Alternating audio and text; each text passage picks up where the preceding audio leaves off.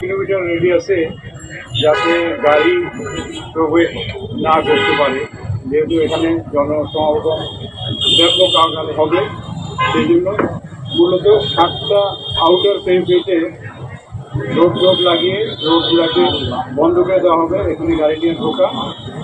এই 7টা স্থান হল Shahbag crossing, Nilkhet, Shahidullah Hall crossing, High Court crossing, কানফারপুর ক্রসিং, পলাশী ক্রসিং এবং বক্সিবাজার ক্রসিং। মূলত এখান দিয়ে মানুষ আসতে পারবে না একটা ছাড়া, সেটা হলো আমাদের চলাচলের রাস্তা, সেটা হলো পলাশী থেকে ভাস্কর্য হয়ে জগন্নাথ হল ক্রসিং হয়ে কেন্দ্রীয় শহীদ মিনারে আসতে হবে। আবার এক্সিট পয়েন্ট হলো শহীদ মিনারের শ্রদ্ধা নিবেদন শেষে রমনা ক্রসিং হয়ে দোয়েল দপ্তর হয়ে অন্যদিকে বেরোতে পারবেন, এটার এক্সিট পয়েন্ট। আর ব্যারিকেড পয়েন্টে আমাদের যথেষ্ট পরিমাণ ট্রাফিক পুলিশ সহ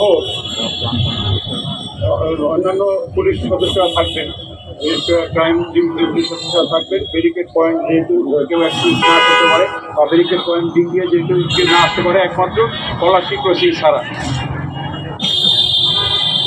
আমরা নর্মালি অন্যান্যবার গাড়ি বন্ধ করা হয়, ব্যারিকেড দেওয়া হয় সন্ধ্যা 6টায়। আমরা ঢাকা শহরের ট্রাফিক জ্যামের পরিস্থিতি বিবেচনা করে এটা পিছিয়ে নিয়ে সর্বশেষ 9টা বন্ধ হয়ে যাবে, কনফার্ম 8টা বন্ধ হতে পারে। সেক্ষেত্রে হবে শাহবাগ এলাকায় কোনো কিছু হইল কিনা আন্দোলন বা অবরোধ করলে জ্যাম বেড়ে যাবে, ওইটা ক্লিয়ার করে আমরা বন্ধ করবো সর্বশেষ 9টায়। তা আমরা আশা করব মিডিয়ার মাধ্যমে এখানে ট্রাফিকের যে ম্যাপটা দেওয়া আছে এটা প্রচার করলে জনসাধারণ জানতে পারবে এবং সেই অনুযায়ী তারা চলাচল করতে পারবে।